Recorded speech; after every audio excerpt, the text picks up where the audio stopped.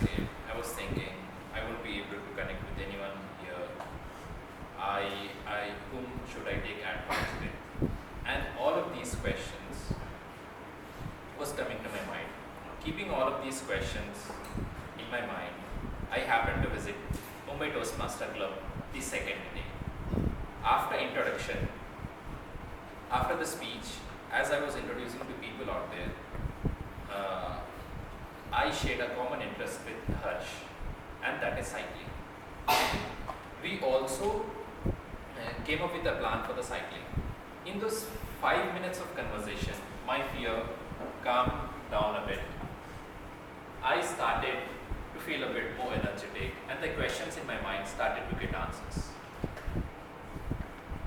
As per the plan for the cycling, for the first, as per the plan for the cycling, we met again on Tuesday at 6 a.m. in the morning. Me, Harsh, and his friend Rajan.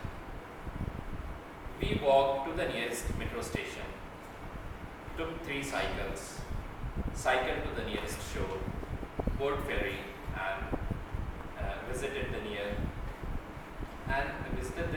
nearest beach. And that was my first time on the beach. Like, imagine first time on the beach. Those waves coming one after the another, the cold breeze hitting my face, the wet sand, everything was super. It was like really, really great. And what I did was, I took off my shoes, put on the glasses, and cycled against the wave. At one point of time, a wave came and I was wet. Not because I was afraid, just because of the water level. So after this, we went to a nearby restaurant and had misal pav, famous in Mumbai. And when I look back and see for the first day, I was afraid. I don't know what to do. I had many questions in my mind. But here I am. I was enjoying the beach, speaking to friends, and was enjoying the beach. And so all of these would have not been possible without the networking at the Toastmaster. On Wednesday, the third day, I happened to visit another Toastmaster club, and that is Worldly Toastmaster Club. It's a corporate Toastmaster. The prepared speeches was so interesting that I took out my note and started taking the notes. It was a round table. The president of the club was sitting next to me. And as it is a round table, I had to keep the book here and then write. And the person next who is sitting to you can see it. And so what he was doing is, he was taking notes from my notes. And I did not hide the book, because that was not the examination hall. And there was no English later. So, after the meeting, he came up to me and said a lot about my personality. You are so energetic, you have high goals, you are a good listener, you are this and that. He told me a lot about this.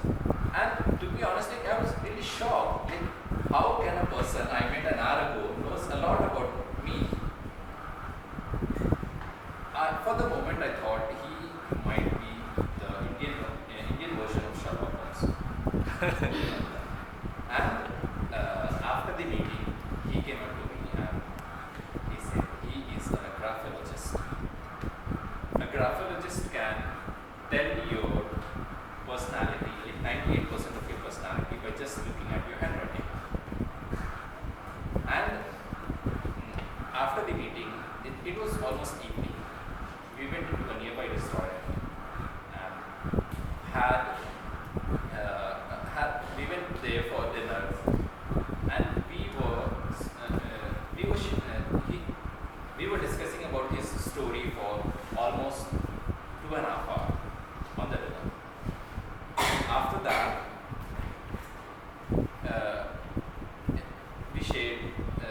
stories and stuff. And after this, it was really a good moment. All of these would have not been possible without the Toastmaster. Imagine, on my first day, I had these questions and everything. But when I look back and see, I cycled on the beach. I had a conversation with a graphologist who is currently a professor at IIT Delhi for graphologists. I had a conversation with him for 2.5 hours, and all of these were new people. All of these would have not been possible without the Toastmaster. So, wherever you go, whichever city it is, your friends, your family, your wife, your girlfriend might not be able to come with you, but Toastmaster would surely come with you. If I happen to travel to a new city in future, first thing I'll look at is not the price of flight, not the friends out there. I'll look if there's a Toastmaster or not. So if you're to a new city, visit Toastmaster and make a new friends out there.